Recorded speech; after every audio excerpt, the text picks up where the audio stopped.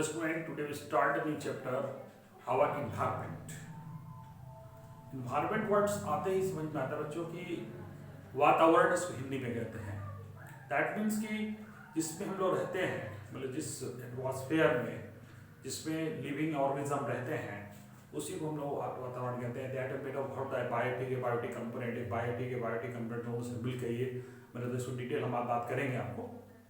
ये बने जाते हैं और इसी में जब कुछ हार्मफुल सब्सटेंस जब इसमें मिल जाते हैं तो उसी को पॉल्यूशन कहते हैं, है ना. When harmful substance mix with this the environment make the environment polluted, that environment is the not suitable for surviving the living organisms.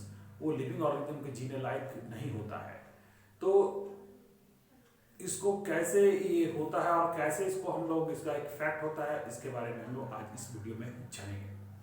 तो बच्चों इसमें हमने बताया कि इन्वायरमेंट के बारे में तो हमारा डिटेल बताएंगे. फिलहाल इन्वायरमेंट के अदर कंपोनेंट के बारे में अभी हम बताना चाहेंगे. इसमें जो आपका शुरुआत का टॉपिक है, what happened when we are added wastage to the environment. अगर क्या होगा जब अगर इन्वायरमेंट पे वेस्टेज जो कचड़े हैं उसको अगर इन्वायरमेंट में अगर हम मिलाते हैं तो क्या होता है.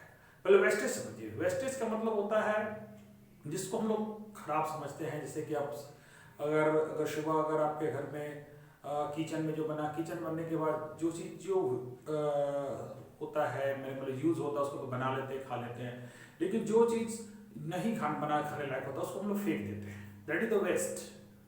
इसको हम लोग कहेंगे खराब. ये जो वेस्टेज जिसको that is not useful for the human beings, वो हमारे लिए जो आपके लिए यूजफुल है दैट इज वेस्ट कराएगा. उसी तरह से घर में जो भी अदर सामान है, प्लास्टिक का सामान हुआ, चाहे आपका शीशे का सामान हुआ, चाहे बहुत ऐसे जो कंपोनेंट हैं जो आपके घर में होंगे जो यूज करने के बाद कुछ दिनों के बाद वो बेकार हो जाता है. तो यानी जो चीज जिसको हम यूज नहीं करते हैं उसी को हम लोग वेस्ट कहते हैं. ये कहने का मतलब जो उसको कचरा या कहा जाए, ठीक है. तो ये जो वेस्टेज जो है ये दो टाइप के होते हैं. There are two type of the wastage. First of all biodegradable और नॉन बायोडिग्रेडेबल.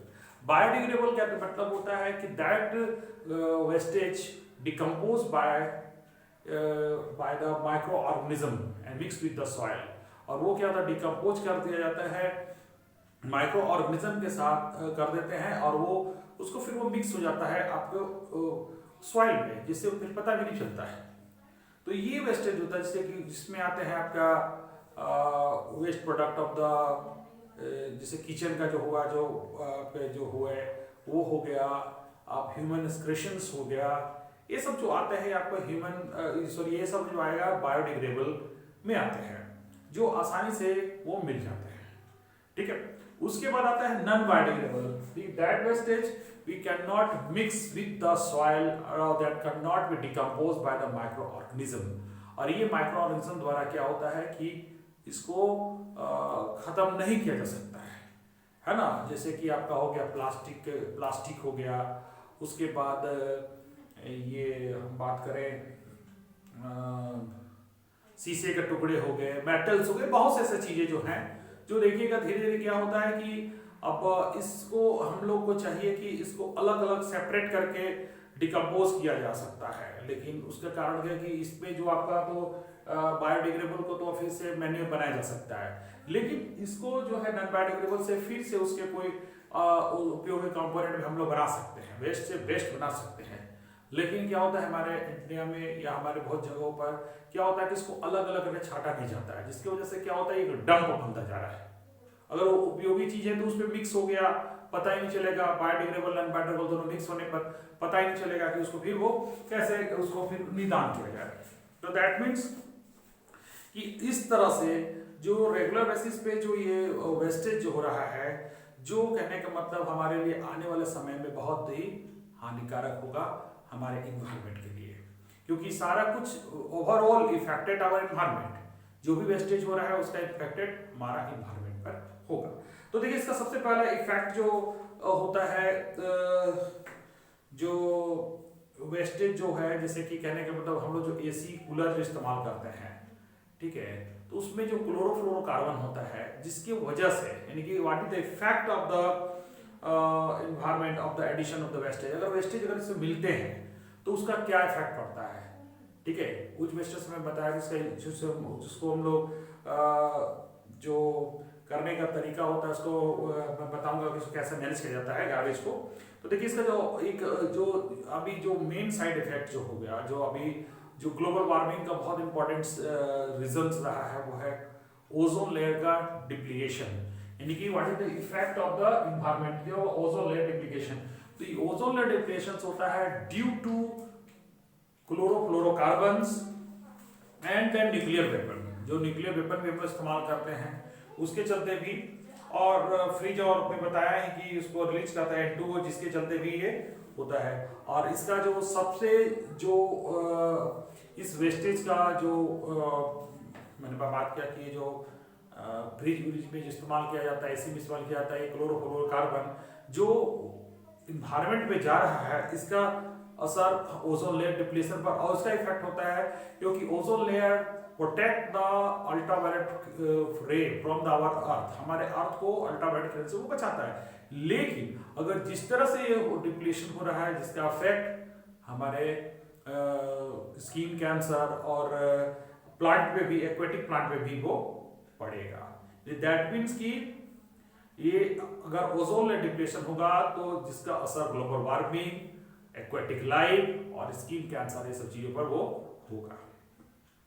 अब आता है कि way to manage the garbage produce, तो कैसे इसको मैनेज किया जाए। जो ये गार्बेज हो गया, जो मैंने बताया कि इतना जो बायोडिग्रेडेबल है, तो कैसे इसको किया जाए। देखिए सबसे पहले होता है लैंडफिल, है ना, disposal the waste in the landfill. Landfill मतलब ऐसा जगह पर जहां पर लोग को आना जाना शहर से दूर, ऐसा जगह जहां पर उसको वेस्टेज को डंप किया जाए, ठीक है। रिसाइकलिंग तो बहुत जरूरी है। मैं बोला कि बायोडिग्रेडेबल को अगर आप लैंडफिल में कर देते तो आप कुछ दिनों के बाद कन्वर्ट होकर वो आपको यूजेबल सब्सटेंस में कन्वर्ट हो जाएगा। लेकिन अगर उसके साथ नॉन बायोडिग्रेडेबल को भी आप फेंक दे रहे हैं तो फिर वो एक डंप बन जाएगा। तो कोशिश हमें ये करना है कि वो जो नॉन बायोडिग्रेडेबल वेस्टेज है उसको अलग कर दें, जिससे क्या होगा कि उसको फिर से रिसाइकलिंग करें। अगर प्लास्टिक है तो प्लास्टिक के फिर से यूज हो जाए, अगर वो शीशे का सामान है तो फिर से शीशे का सामान बना जा सके। और उसके बाद स्वीज ट्रीटमेंट का मतलब होता है कि आज के डेट में जो सीवेज होता है, जो आपके घर और का जो वेस्ट प्रोडक्ट है, जो नालियों का पानी होती है, वो डायरेक्ट या जो वॉशरूम का जो होता है वो सारे को क्या करते हैं, सीधे को डंप कर देते हैं और ये आपके वाटर बॉडीज में, जैसे कि रिवर में, तो जिससे वो पानी पॉल्यूटेड हो जा रहा है। यानी that is the effect on environment, that is abiotic factor. तो air, water, that is abiotic factor of our environment. They are when we polluted by the wastage, they also affect our humans life और other organisms, और organism पे भी वो affected करेगा। तो जरूरी है कि हमें कोशिश करना चाहिए कि ये जो वेस्टेज है उसका पहले ट्रीटमेंट करें, और ट्रीटमेंट करने के बाद ही उसको वाटर बॉडीज में डालें। That is the way we manage the garbage. तो बच्चों आज हमने वीडियो में जाना what is the wastage, type of the wastage, और what is the effect of the environment when the ozone layer depletes. Ozone layer deplete करेगा by the mixing of the wastage, तो उसका क्या इफेक्ट पड़ेगा, और way to manage the garbage. So how can we manage the garbage, जो that means the wastage also called garbage, तो उसको कैसे मैनेज किया जाए इसके बारे में हमने बात किया। तो मिलते हैं कुछ और वीडियो जानकारी के साथ नेक्स्ट वीडियो में। आज के लिए थैंक यू।